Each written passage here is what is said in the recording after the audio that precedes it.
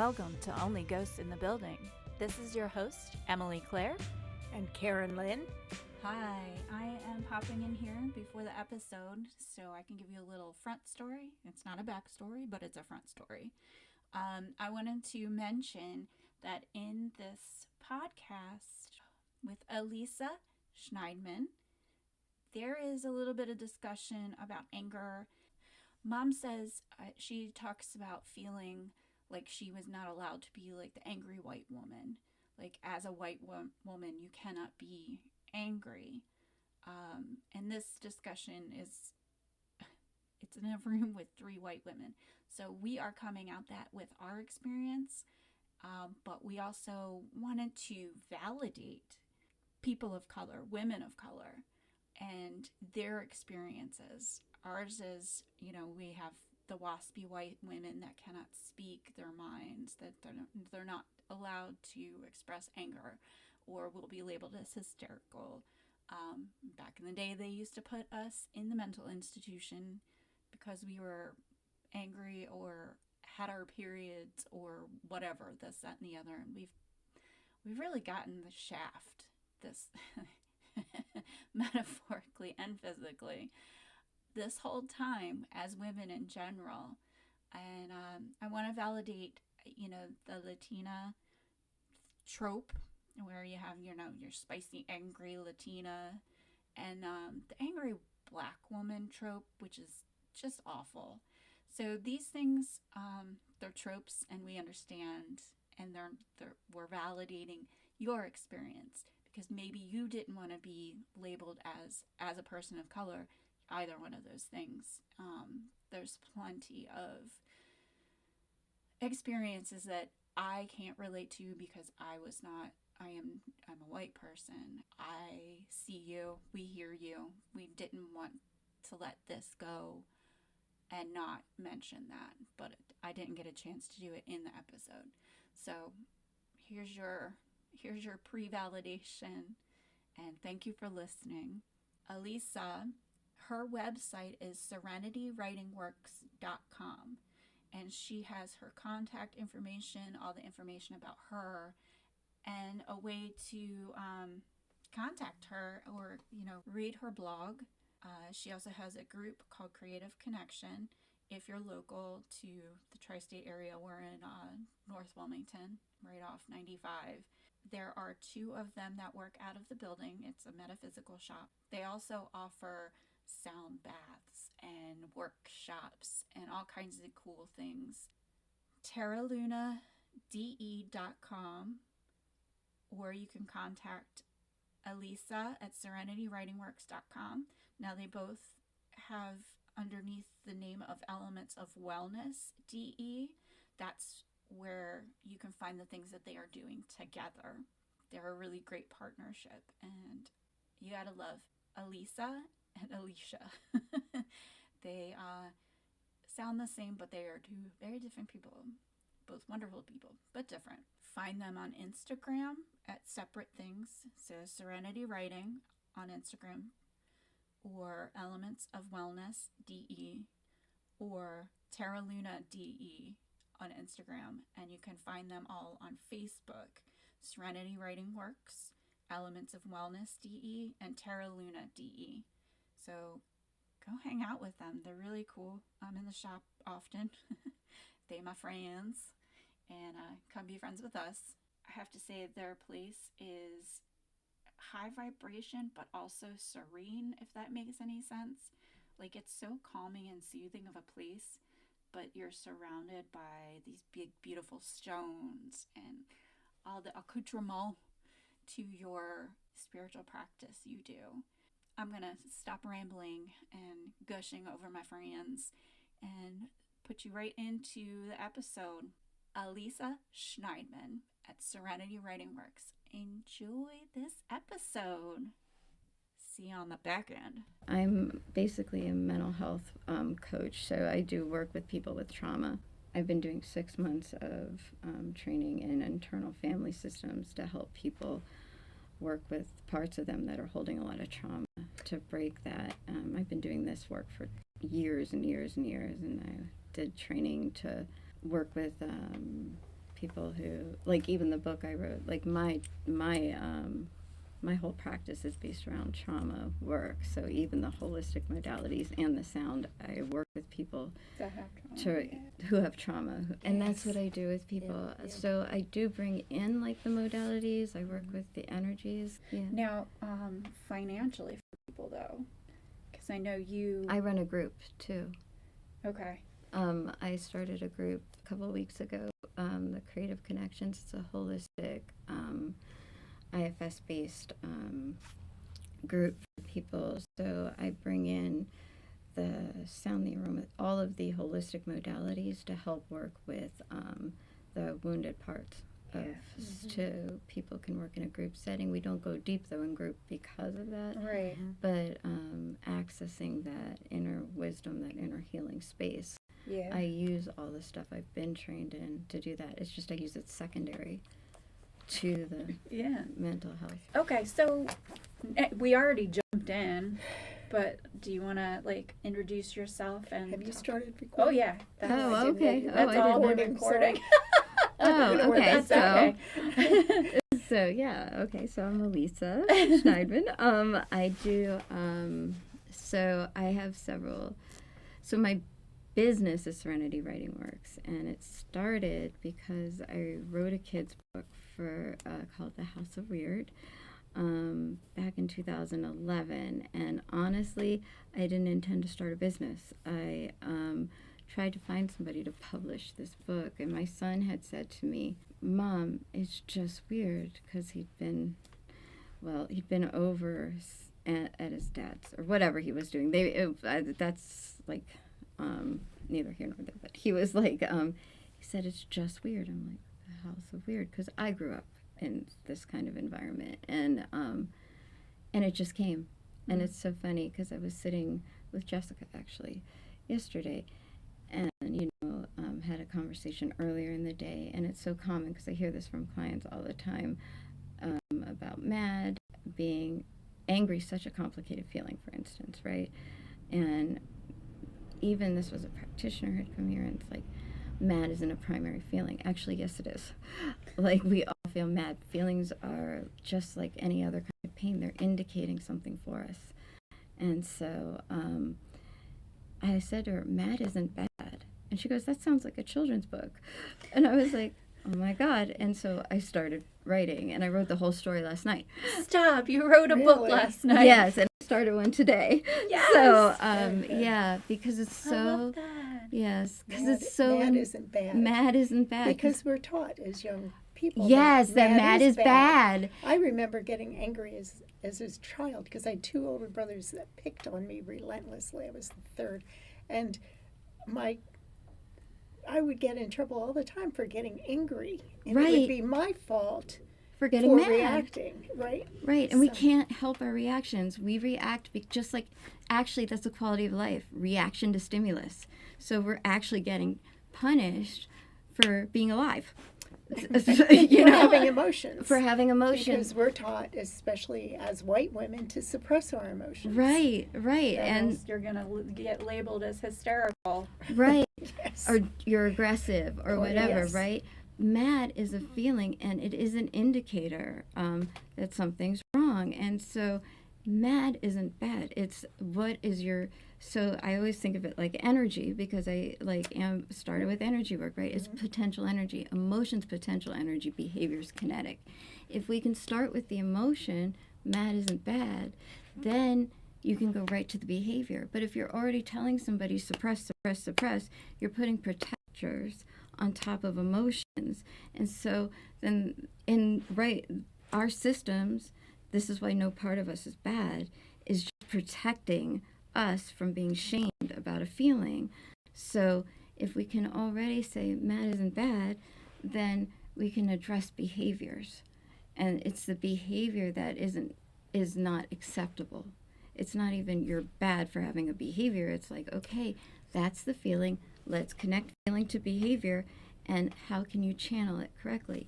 Because mad has an energy. And if we can say, oh, that's mad energy, probably connected to something outside of us because it's indicating something, then we can connect it to appropriate behavior. Because there was nothing wrong with. No, mad doesn't kill anybody. The knife, the gun, the fist, whatever it is, does. Yeah. So, Well, even words. I mean, right. It can be very destructive to the right person. Right. That's if we're in the part of us, right? But if we speak for the part of us and say, I'm angry because I found this behavior, that, if somebody's upset with that, it's theirs to hold. Yeah.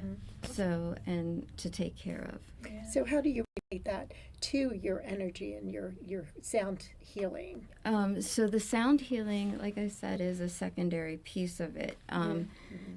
Sound healing is energy medicine. So because we all have a vibration, a natural vibration. So when I studied it, when I learned Reiki, the Reiki master I worked with tuning forks, and I found that fascinating. Mm-hmm. So he taught me some tuning fork stuff, and this is back in 2000. So I got the Reiki master certification in 2012, 2013. It's been a lot of years. But I started my Reiki 1 I got in 2008. But anyway, then I really went in deep with it just in the past year or so, and started really forming a minor addiction to gongs and bowls. And but anyway, we have, just like anything else, there's in music, we have harmony, we have resonance, we have dissonance. Dissonance causes release. Resonance and harmony causes us to relax. So what we do is when things are not, like dis-ease or discomfort means something is going on, and not just in our physical body, but the bodies outside of us may have something. The energy there is not in harmony with our natural frequency. So you use the frequencies produced with two different forks, let's say. The difference between those helps release the thing that's not in harmony with our natural frequency, and we get back in harmony. So that's how it would work energy-wise. How do I find it? Intuitively. Or actually you can find it by sound will drop, sound will go up when you measure it. So I've done a lot, like I went to England to study this. I still am studying it. I've done a lot of work over the years with the different, especially tuning forks, but I do work with the gong a lot now and the drum. So the way I use it now is I actually am using it with people in session to help them, because there's a lot of parts of us that aren't verbal. Yeah. So if we need a voice, sometimes it's safer to use an instrument, because you've seen kids go bang on drums. Yes, that's very therapeutic. Yeah. So or cathartic. So that I remember seeing like the experiments where a dish of water is sitting there and you have different vibrations causing the doctor did different that. Different designs in the water. And since we're primarily water, I could see how that would change our physiology a little bit. That's exactly right. Is that the right words for it? Yes, exactly. No, you're exactly right on. And then having it in tune with our energy level. So that's sort of what happens, right? Yeah, so it does, and there's been several experiments, and because we work with the elements here, so there's a couple things, because I'm going to be running some workshops with sound and the elements, but sound, there's a gentleman, he talked to like the water, or he played music, different types of music to the I believe it was to water, I might be misquoting this, or to cells, and he saw the growth of things, and it actually, you saw like the love vibration versus the like hate vibration or whatever, right, and you could see, so what you're talking about does change things. So I may be misquoting. It's a really famous experiment. Yeah. So I'll like look it up and and I can even give you the information because I have it. Yeah. So, but yes, you're exactly right on. So the other thing I had heard is like when people go to like heavy metal or really dissident music where they're all together, that is a release for them. It is. That is, to me, walking in there would make me feel terrible. So, But so that is true. And actually what happens with sound is called, we have a couple things. So you have frequency following effect. So, and this is what happens in a sound bath. After a while, if you play a frequency over and over again, our brain waves start to follow the frequency that's being played. So that's why everybody in that room is releasing, because if you play like shamanic beats over and over and over the same beat, our brain starts to follow that beat and will release whatever else is there. So that's why people in that group are all kind of bonded. That's why you have several people together, they're starting to bond. It's the same as estrus cycles with women. They start to get on the same cycle. The pheromones are starting to cycle. Our brains, it's entrainment. It's called entrainment as well. You can entrain people to a sound, like we do it with the forks. We do it in the sound session. That's why everybody relaxes. Binaural beats work that way. Love binaural beats. Yeah, that's why they work. That's why you get there. Because it's two different levels, and your brain is making up for the missing piece that's It's the connecting subtraction. It's exactly what happens with the, what I was saying, by the two forks. The two forks. That's exactly what I thought of when you said that. I was like, I've had binaural beats do that too. Yeah. Yeah. And binaural beats, you can go on YouTube and just look it up, binaural beats, and you'll find all kinds of different things that it'll do. Like, I had a headache, and there's a headache one. There's like ones for menstrual cramps. Like, there's just everything. Focus, relaxation. Sleep. Yeah, like, it's amazing.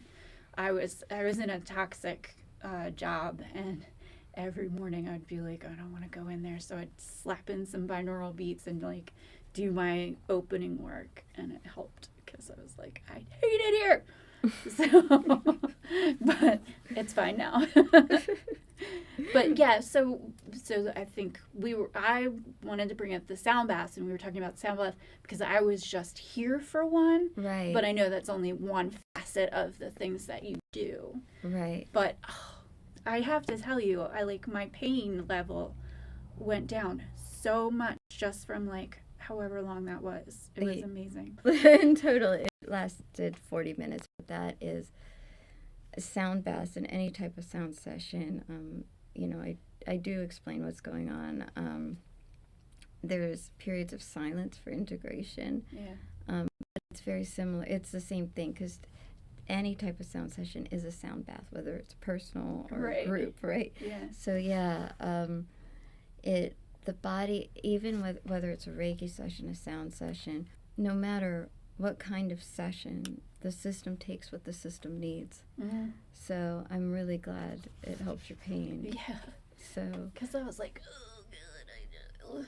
And then I was like, oh, because I had this shoulder thing, and I was like I was trying to get comfortable sitting on the mat. I saw you. Like, how do I put my arm? And then finally I was just like, okay, relax into it. Like, your arm is fine. And it worked. Yeah. It was amazing. Well, that's what I like about all the modalities I practice. It allows for you to act like the access to the own. It's non-directive. So it's more so I'm about facilitation. Mm-hmm. So it allows you to work with your own inner healer or inner wisdom or self-energy, whatever you want to call it, because it's being offered and your system takes what it needs and leaves the rest. So because I don't know what your system needs, I'm a skilled listener is what I always call myself. And no matter how much training I get, I'm a skilled listener because I'm not the expert on you. Mm-hmm. And so what I always look at it like is my job is to help people discover, listen, and then use their own voice, however it comes out. Mm-hmm. And so and sometimes we listen to it physically, energetically, and we express it that way, or creatively, like, which is why I loved the creatives. If I have a art coaching training, art therapy training, whatever you want to call it, I don't care.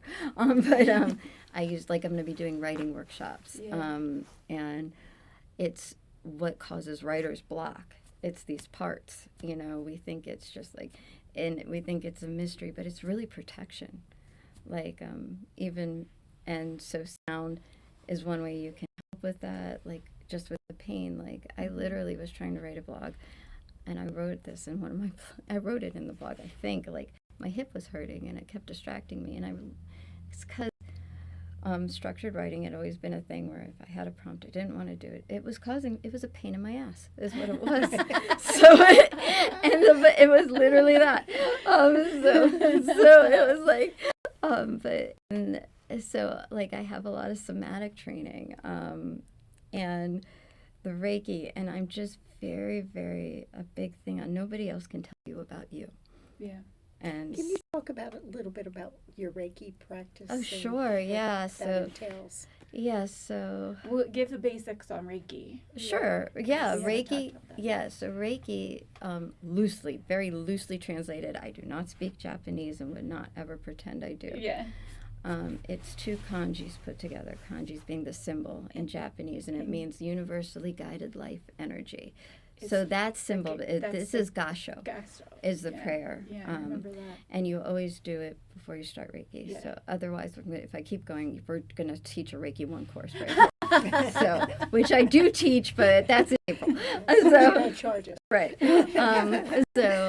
But Reiki, what I love about it, it's just what that, so ki is the same, is the Japanese word we more familiar, a lot of people are with the word chi from Chinese, but ki is the same thing. It's our life energy. Prana, Kundalini, whatever you know. All of those. Yeah, so, and in the practice of, like, so the reason I call it a holistic mental health practice is because, well, I'm using all of these modalities, but it's called self-energy, and what I do in craniosacral, when I trained in that, they call it inner physician. But what I really like to look at it is it flows in us and around us. So, and when is that the toroidal field or something? The what? The toroidal field, like the donut. Oh, I see. I know what you're talking about. I know what you're talking about. So I think of it as the auric field, but you might be right. I don't know. I don't know everything. Yeah, okay. The auric field. Too. Yeah. So we have several energy bodies around us. Yes. In sound healing, we do that too. We assess all of them. Yeah.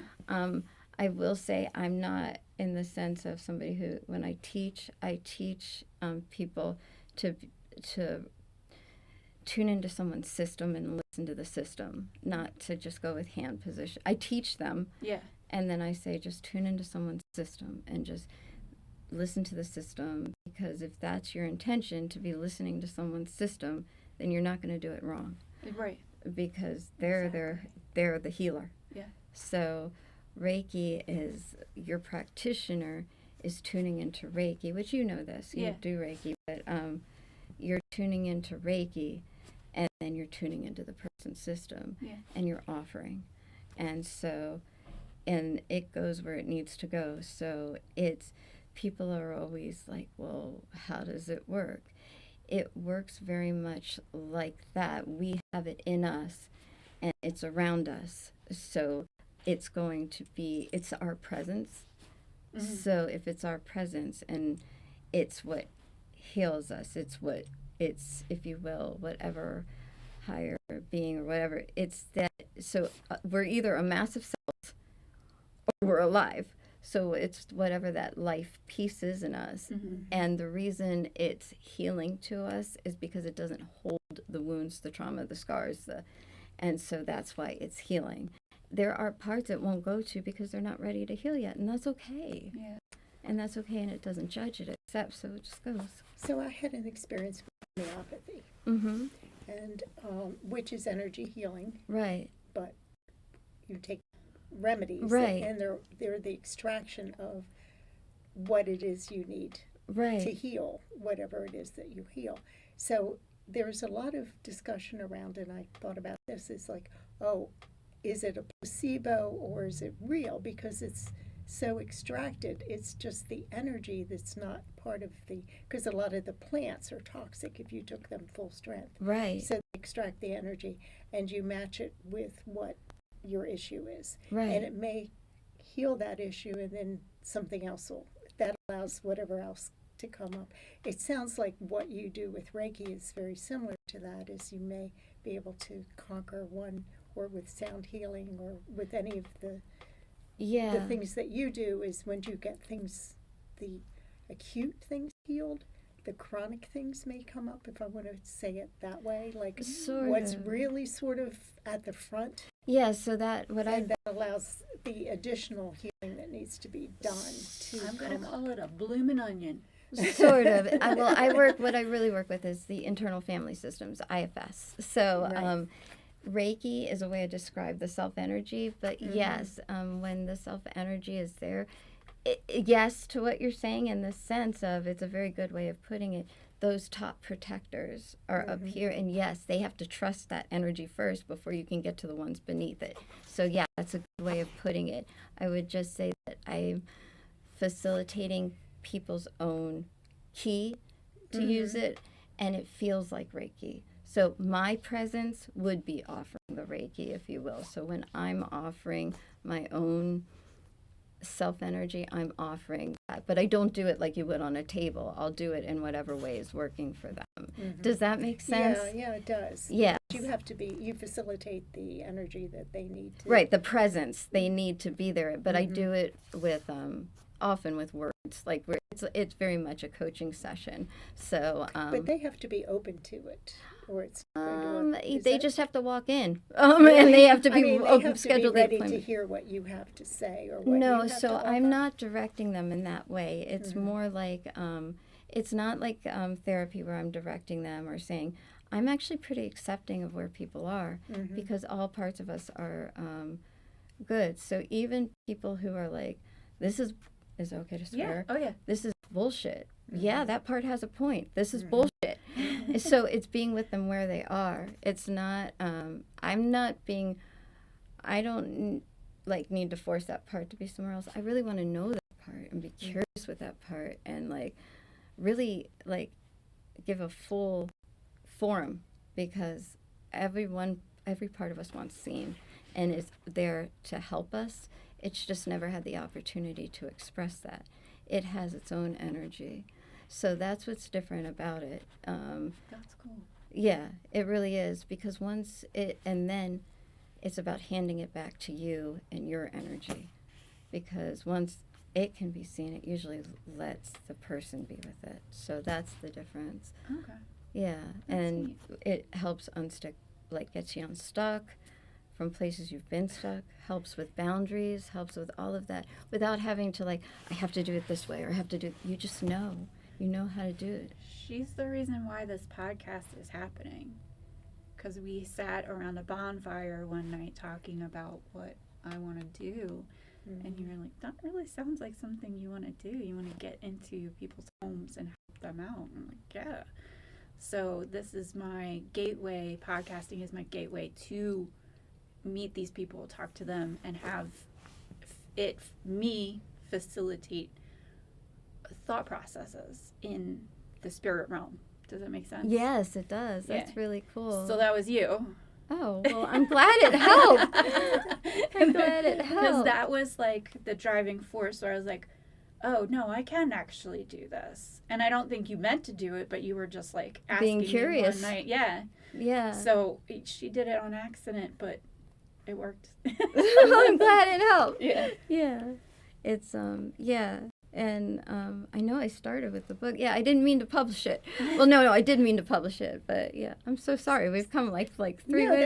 We can talk about the book, because I read your book. Did you? I thought it was great. Yeah. Oh, thank you. It was a little confusing at first, because I thought it was a child's book. It is, actually. But it looks like for young children. No, I would say around 9. No, but I'm looking at the, kind of, okay, well, this is good, but it's actually for adults as well. Exactly. You're right on par. Yeah. This is meaningful for everyone. It speaks to the inner child.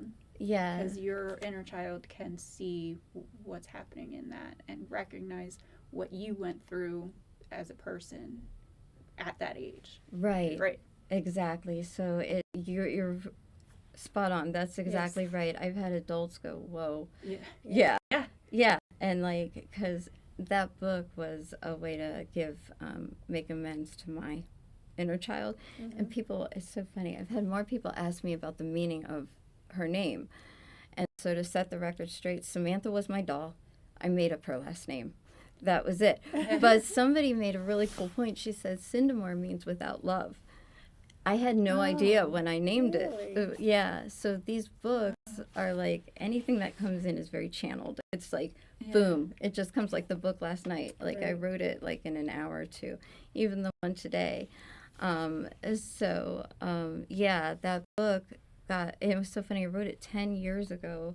No, it published 10 years ago, because children's books, at that point at least, you couldn't get published without, an agent, but an agent wouldn't take you if you weren't published. So Isn't that fun? it's so crazy. It is so crazy. So I'm like, I guess I'm opening a company. And it was just this journey of healing and meeting these wonderful people. I mean, I really wouldn't be here without it. And then we can talk about Evie, because that was... so Evie, so Evie was... I might cry now just thinking about it. Yeah, so Evie, she's actually still on the website. If you go to, did you listen? Yeah, I did. Really? Yeah, that's why. Yeah. So I left that up there on purpose. If her family ever wants to go and listen to the reading. I know her son might want to hear her voice again someday, so I left that up there. So the bottom line, the basic, really quick write-up of this is that Evie had breast cancer. And was it this, because it's the Anasazi gene, or the Ashkenazi, the BRCA. It's the BRCA. BRCA. Yeah. So she had breast cancer. She beat it, and then it came back and took her out, basically. But she had has a son now, and a husband that she left behind. But she touched so many people in her life with all different ways of what she did as a person. She worked at Child Inc. She worked with you. She did the Pure Romance parties. Yeah. So, and that's just, she was getting into these little different niches that touch people in many different ways. And so I didn't know that she had worked on your book. And when I read the front page, I was like, oh my God, Evie! And then I just started bawling, because it was a good thing. It was a good cry, because there was grief still that I didn't know that I still had, You took her to some of her appointments, right? For chemo we went to appointments and chemo things, together, so I know that you had a journey with her, and you knew her when she was still in college. Yeah, she was a baby. She was 18. Yeah, she was very young when I first met her through you, but So she had a big journey. There were so many moments in my life that we just didn't talk. We just, I was in New York, or I was doing that, she was doing that. And then we would come back together and kind of like meet up again. Right. And then we kind of veered off, and she moved to New York, and then it was like, that was it. And I don't have any resolution for that.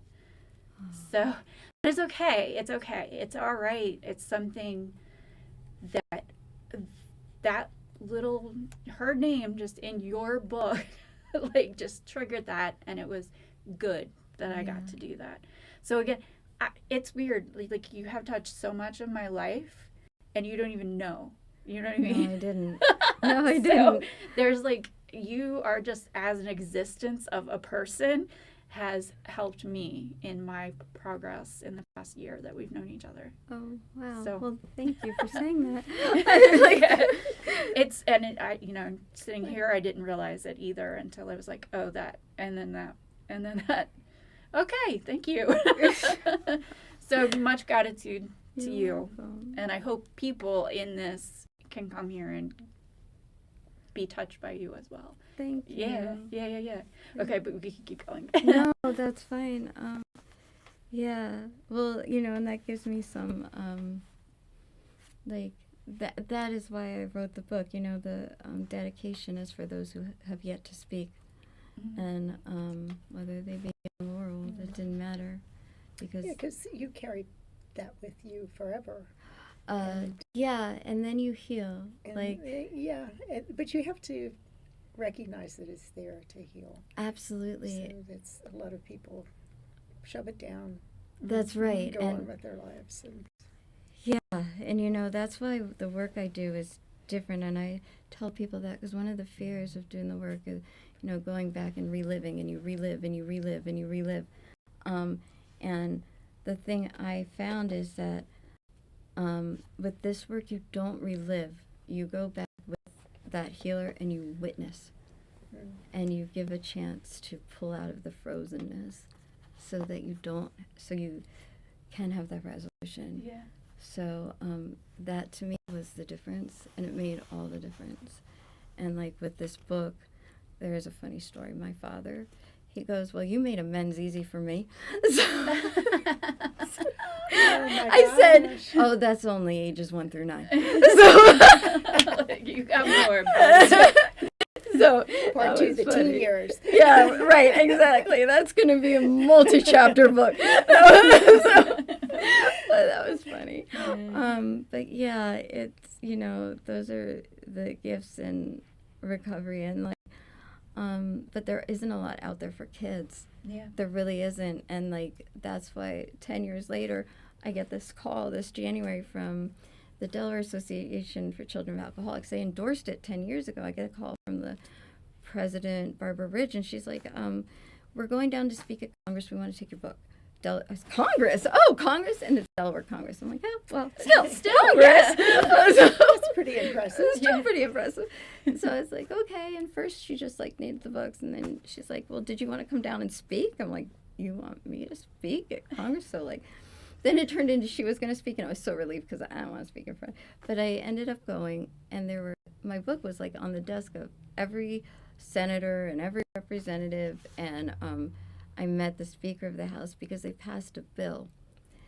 It recognized the February 11th through that 17th, I believe, or 17th or 18th of, I sound really versed on this bill right now, but is Children of Alcoholics Week, and is also increasing funding to the schools, wellness centers, so that kids will have resources. So beautiful. Yeah, because Representative Longhurst really pioneered that with Senator Richardson, because it's really important to them. So, and then recently I got elected to the board for the Delaware Association for Children of Alcoholics, so that was a big deal to me, because so this book 10 years later, all of a sudden, like, I was like, wow, that, you know, so you never know when these things will happen, but that was like what started this all. Now I'm writing again, so I'm like, that's really cool. But so the sound plays into that, and I know, so I do all that work, but I use the energy work, I use the tools, and Lee and I teamed up in this building and with the Holistic Center to bring all of this together, because a lot of times when you do trauma work, people don't always like the traditional route. They like that other stuff, and it's about, when you're healing, so I did spiritual bypass work, meaning I used it to get away from my pain, like, and that's normal, right? We want to avoid pain. And the toxic love and light. Yes, exactly. And I was like, no, it could be spiritual support, because that's often the bridge between, you know, the mental, the emotional, and the physical. Like, what's that bridge? What's that gap? And that's what the self-energy, the key is. That's what does the healing. That's the other part. And we can be that. And that's what we do here. We use all this as tools to do the healing. So it is because it is real. It is real. And when you're really in your self-energy, that's when you have the psychic experiences. That's when you actually have the intuition. But if you're not grounded and you're doing it to avoid your pain, that's when people are always questioning, was that real? Because you need that for clarity. Yeah. So you need to heal that pain. That's how you can do Reiki and be offering the actual Reiki and not offering your energy. It's how empaths can because we're going to be doing a empath narcissist group, and it's like, how can you set energetic boundaries if you're bypassing for pain? If you can face your pain, then you know how to have the boundaries around that. So this is about spiritual support and spiritual healing, not spiritual bypassing. Yeah.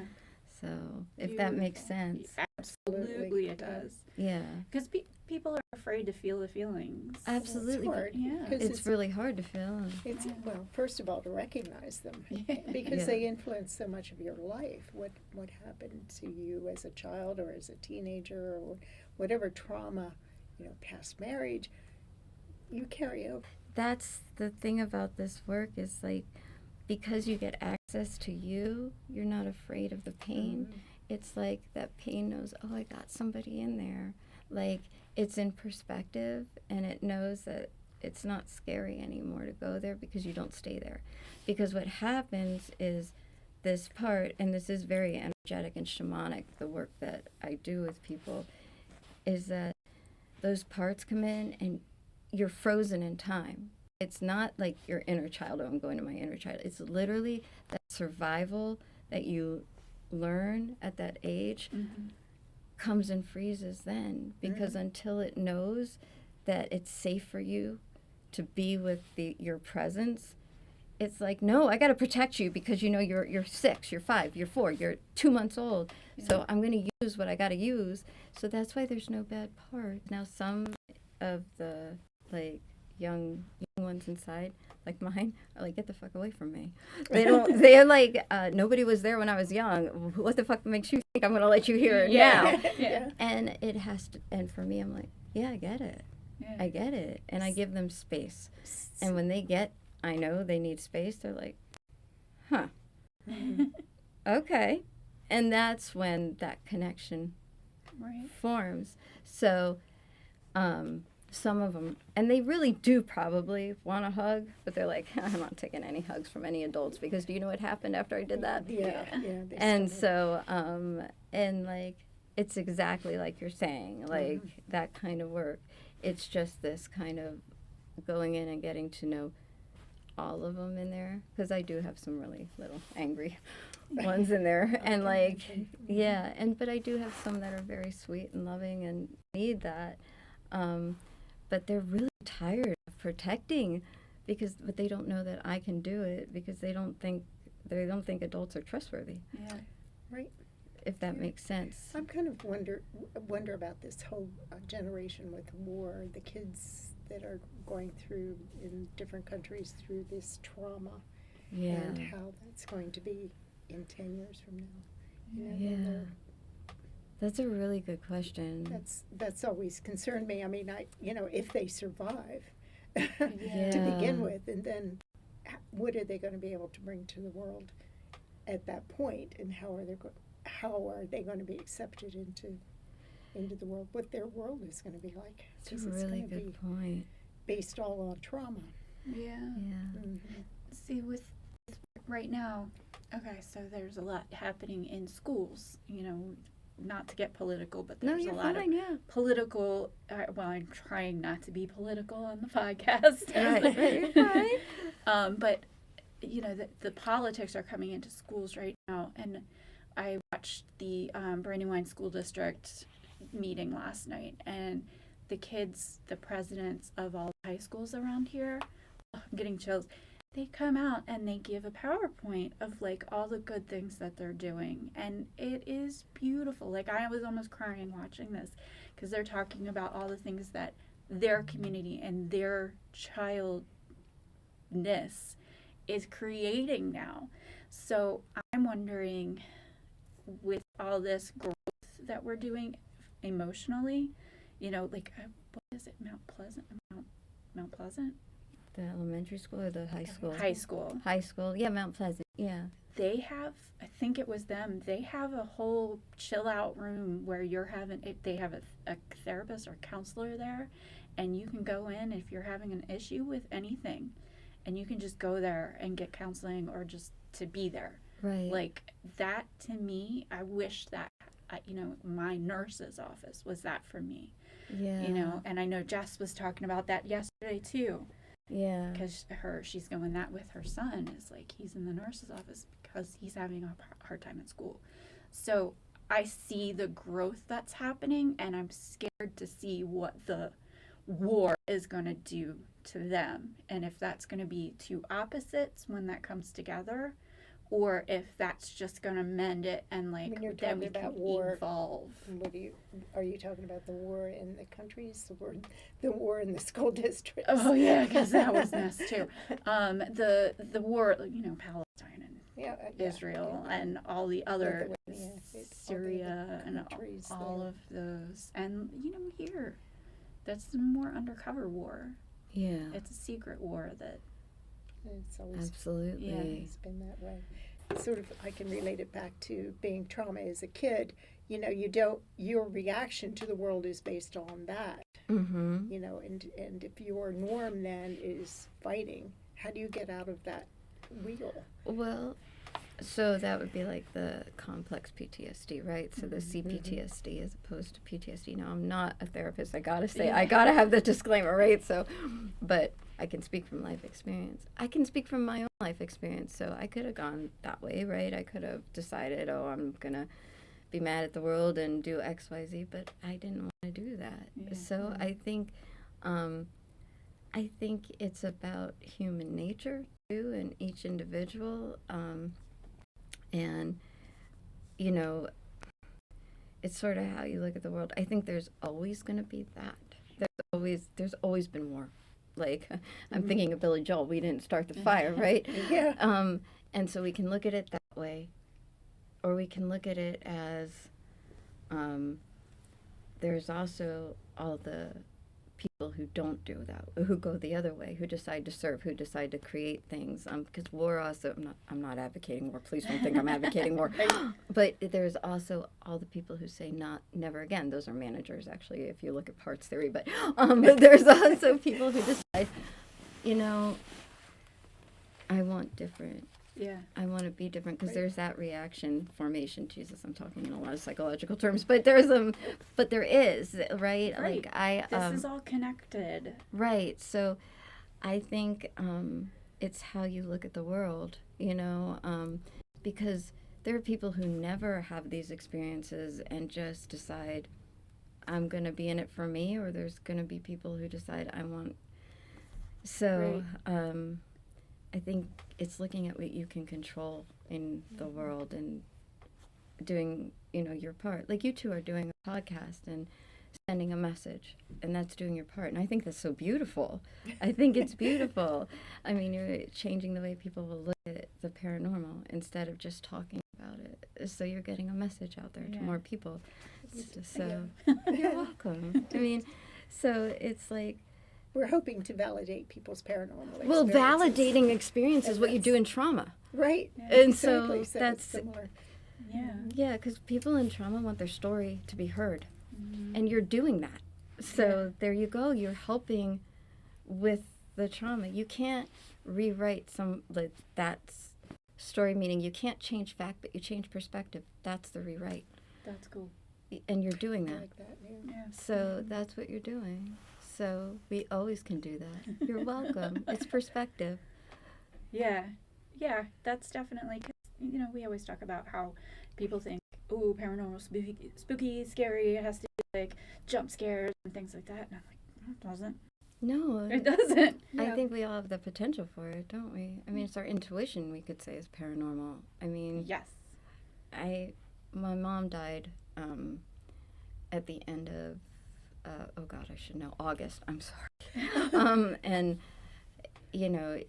I had meditated the night before she was going to die, and I saw her, and, I'm used to this stuff, so I sound very, and I was like, she wanted me to make the choice for her. Very normal for my mother in life. So it was like, no, I'm not making it. This is your choice.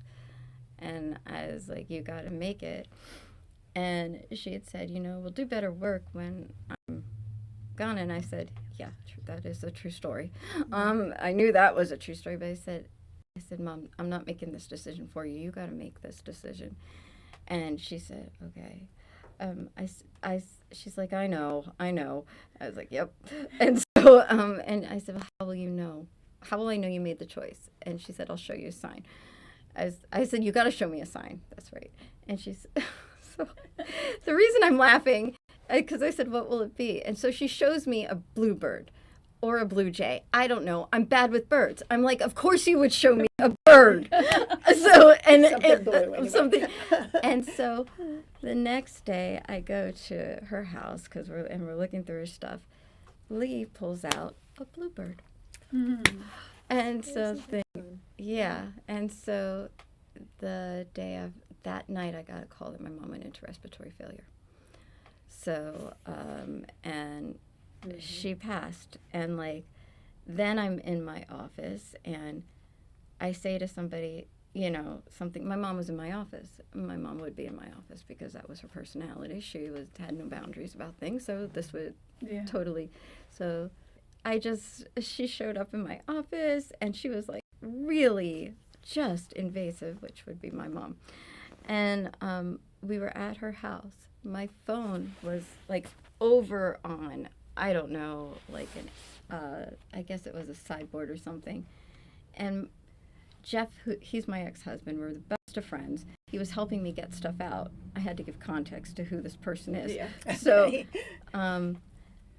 my phone like starts playing a song out of nowhere. It's the song Angel by Jack Johnson, which is on my phone.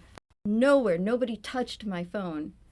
It just starts playing out of nowhere from our house. I was like, okay, that's spooky. Yeah. Like, nowhere that came out. It's the nods from the other side. Yeah, exactly. I mean, Jess was at my house, and my mom had 4 cats, and and Jessica got connected to one of the cats. And I was like, all right, Mom, you want her to take it? I mean, I was getting so, like, rolling my eyes. My mother is, like, so obvious. I'm like, make it obvious, like, show her a feather. I don't know. Boom, a feather, like, across the room. Like. Wow, she is really, really there. Oh, really there. She is, like, and not, she is so. Doesn't take long on that one. No. No, so it was not something, like, and I was used to that kind of stuff. I'm not. Like it just from the time I was pretty young. So it was like, I don't know. I'm just like, she's like faded a little since then, but it's, that was very present. Well, she probably didn't want to let go yet. Oh, right. Exactly what it was. Yeah. It was exactly what it was. Yeah. My dad shows up every once in a while. Yeah, we talked to him in my apartment. So on my but not as often. I felt him a lot soon after he passed. Yeah. Like when you go into someplace, and I'm air quoting haunted house, somewhere where spirits have been known to hang around, that they come and go. Right. You know, they don't hang there waiting for people to come in. That they can come and go as they choose. So their time is different than our time. Absolutely. So, you know, they're off doing whatever they're doing, and, you know, then they can pop back in and do what they want to do with us. We went to Rockwood, and I was amazed at the number of spirits, and they've been able to say who they are. You know, they've been able to kind of identify people that had lived in the house. They like the house, so they show back up a lot because they know they're welcome there. But they're happy, and they have people coming in and paying homage to their stuff. Like all really the work cool. That they put into it. Yeah. So you know, it's so funny when we. Oh, I'm sorry. No. Yeah. That's when it's so funny. My youngest son is more sensitive. Like, well, both my sons are sensitive, but in different ways. And he looked at the house and he goes, "It's spooky." Like, he just automatically was like, he knows there's he stuff knew. In there. Yeah. He knew. He's like, yeah, it's spooky. I was like, yeah, he would know. Yeah, he has a knack for predicting weather. Like, yeah, he told me once Mommy's gonna snow January 25th. We had a snowstorm January 25th that year. Really? Like, yeah. He just knew it. Yeah, he does it every time. I'm like, oh, crap. Now, do you think it's getting stronger for him, or Yeah, because I explained to him what intuition was. He's like, "Oh, I have that." I'm like, "Yeah, I know you do." No big surprise. Yeah. Yeah, so That's cute. yeah. Yeah, I think I definitely had Jonas talk to a ghost in a spirit in my bedroom one time. This was because he's almost verbal, but he was nonverbal for so long, Right. and he was just chattering away at the corner of the ceiling. Yeah. He was just like do do do do do do, and I'm like, and Rich is on the bed, and I'm like, okay, and then all of a sudden, like when he stops talking, I felt something brush past me. And like then there was a noise in the bathroom or the closet. Like there was a noise that happened, and even Rich, who isn't non-believer, was like, "That was weird." So Jonas definitely has it. That makes sense. Yeah. Because that reminds me of a story like Tristan. So I lost my daughter in between, and Tristan would look up at the ceiling and start babbling away, like when he was a baby, and he would be smiling like she was dancing for him or something, and then and she actually was the one who told me he was coming. A month before, he was IVF, but she said he'll be here next month, and December 24th, boom, she was there, said her father would get this job. He got the job, like, very right, like, Yeah.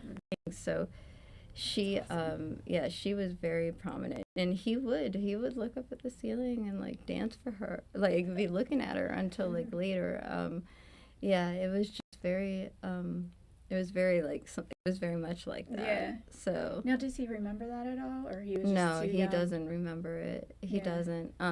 He was too young. He would have been like, I don't know, 14 months at Yeah, the oldest. yeah. So, Aw. yeah, it was really sweet. He would do that. See, children are so special. They are. Yeah. Yeah. I mean, I guess we're all special. Blah, blah, We're blah. all special. We're special. Okay, so we're gonna probably wrap this up. Yeah. Do you have anything else that you want to talk about? Thank you for interviewing me, having me. This is really This is kind. interesting. So thank you for being available to do this. Oh, yeah. Like one of the things I really want to focus on in the podcasting is talking, because everybody's got a story, Right. and you never know where it's going to come from. And most of the stuff that we talked about today, I had no idea about you. Yeah. So that's awesome. Even though we've known each other for a year, we don't have that like sit down and Yeah. so that was really cool. And I hope that people will come to here, to the you. shop. I'll like do all the promo stuff for it. Thank you. Yeah, come in Terra Luna, and it's Serenity Writing Works and Elemental Wellness. Right. So I'll post all the links and all that jazz. But like the things that happen here are very special. The energy here is literally off the charts, because when we did the EMF reader, it was off the charts in the whole building. So it was nuts. But yeah, like it's a special place, and I think everybody needs to come. Thank you. Get their modality of healing, whatever it is. Yeah. Yeah. That's Thank pretty cool. you. Yeah. Thank you. Yay. Thanks. All right. And we will see you soon. Thanks for listening to Only Ghosts in the Building. If you have any write-in stories that you would like us to read on air, please write us an email at onlyghostsinthebuilding@gmail.com, or you can send us a DM on our Instagram page at Only Ghosts in the Building, or on Facebook at Only Ghosts in the Building. We also have started our Patreon page, so go to patreon.com/onlyghostsinthebuilding, no spaces between, or you can search Only Ghosts in the Building, no spaces between, and come join. It's free, or there are going to be a couple of pay monthly options, but you will get all your episodes ad-free there, and I will be posting a little bit more behind the scenes, or all the evidence that we collect will be posted there as well. So please come and join the fun. We will see you soon. Bye bye. Bye bye. Bye bye. Bye bye.